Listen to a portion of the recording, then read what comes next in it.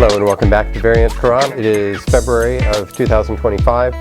We have a lot of things going on in the United States and in the world, but I wanted to inform you about some long-awaited developments in terms of my publications, and in particular to let you know of two new translations of the Corrections in Early Qur'an Manuscripts book that have recently been published. The first is the Russian translation. This is now up and available, and it's available through Ingram. You may not be able to get it you won't be able to find it on Amazon because Amazon does not do publication in Russian, and it should be also available in Russia. So please do let your acquaintances, friends know who speak Russian, who may be interested in that book, that it exists. It's now available, and we're very happy with it. This is a full color edition, so you have all the images in all their glory inside the book. So we're very, very pleased with that. The second translation that has been released now is in Spanish, and there it is there. This one is also a full color edition. It is available through Amazon and also through Ingram, so it should be available in bookstores around the country and around the world. So that's it. We've been waiting for those. I'm not sure how many languages that makes for the publication of that book. Other works are forthcoming. I'm working on a follow-up to that book this year, as well as the academic book that I know everybody is waiting for. So thank you for your continued interest in that, and thank you for those of you who have supported me on this channel and who continue to do so, because even when I'm working quietly and not posting a lot of videos, I'm continuing to do this kind of work, and so your financial support is very helpful, and thank you. You can find links at the bottom if you wish to know more about that or to be part of this work. Secondly, I want to inform you, as I've mentioned in a couple of other videos, that my book on socialism, this is I think my fifth book, What's Wrong with Socialism, has been published. I'm very pleased with it and proud of it, and that is now also available in a Spanish translation. It's available through Amazon and elsewhere around the world. I want to tell you just a little bit about this book. It is a survey of the entire Bible on the topic. It is a topical study, and so I go through very systematically. The book has a complete index of Bible references. You can find immediately the places that certain passages are referenced inside the book, and then it goes through in a very nice and conversational way the various topics. I talk about justice and about mercy. I talk about the various Bible passages that are often used to justify or to claim that socialism is something that people should be supporting, and I discuss those very carefully, so I think it will be helpful. I talk about phrases like my brother's keeper. Have you ever heard that term? There's a whole chapter on the phrase my brother's keeper. For example, many people think, who are not too familiar with the Bible, say, oh, that sounds like a good word. I know that good phrase. I know that's in the Bible, and therefore being my brother's keeper must be a good thing and something that God wants. Well, the term my brother's keeper occurs only once in the entire Bible, and it is in the mouth of Cain, who just murdered his brother. It is nowhere presented as something that is a good thing. The Bible does not suggest that we should be hovering mother chickens over our fellow people, but we do owe them justice and to do what's right. And so there's a good discussion about that.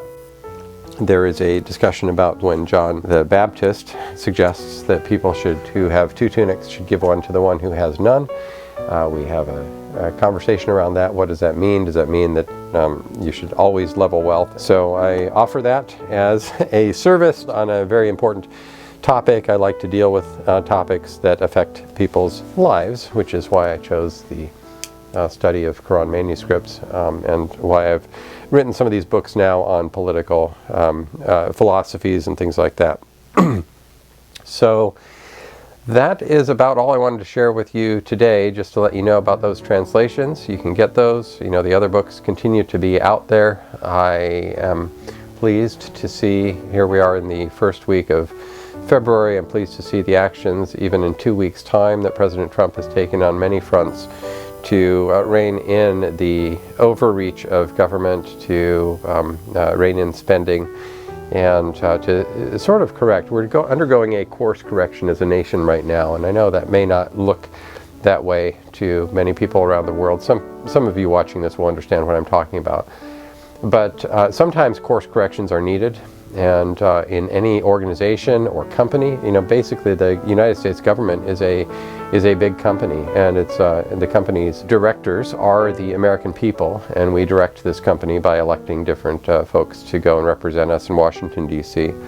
Our guiding documents, our Constitution is the guiding document for the operation of this company, and so every now and then you need to go and do an analysis and see whether you're operating things as efficiently as they should be, whether there's waste in different places and so forth. And it's never comfortable for people who are employees of a company, for example, to be downsized or be told that your services are no longer needed, or to have your hours cut back or whatever. But it is necessary for any organization to run in a healthy way, to do those kind of things, and to make sure that you're on course with your mission statement and so forth. And so in many cases we have drifted off course. This is why the pendulum swings back and forth in terms of who gets elected and all that. So I encourage you, as you may hear negative things or positive things around the world, to reflect and recognize that what is happening now in Washington is something that was chosen. We had the opportunity, the American people had the opportunity to give power to the Democrat, and we decided to go a different direction. And frankly, if Democrats had not mismanaged things or managed things the way that they did, they would probably be in power right now. So let's see what lies ahead. I think everything that I've seen looks very healthy. A lot of people like to throw around rhetoric about authoritarianism and fascism and all this. I encourage you to read about those things in history. What's happening with President Trump in terms of, for example, doing away with the Department of Education. Never in history has a fascist or an authoritarian power-hungry dictator gone and said, okay, we're going to decentralize education, we're going to give it back to the people. No, they always go the other direction and centralize education, because that's the way that you control the people, is through that system. And so you see a great decentralization going on right now. I think it's a very good thing. It's not the act of a dictator. The president is the executive. It's like the chief executive officer of a company. He has certain powers. He can't legislate. He can't make the laws of the company. That would be for the board of directors. And in the case of the United States, it is the legislature, the Senate, and the House that can make laws, but the president executes. And so he has a broad range of powers that we gave him. And he's at work exercising those powers to make sure that he's running this company well, and in a responsive and transparent way, in the service of the people who own the company, the taxpayers and the citizens of the United States. So anyway, that's a little bit of perspective from where I sit. As you all know, I am a big supporter of President Trump in the election, getting him elected. Not sure yet what, if any, role I will be having in this administration. Maybe there will be something forthcoming.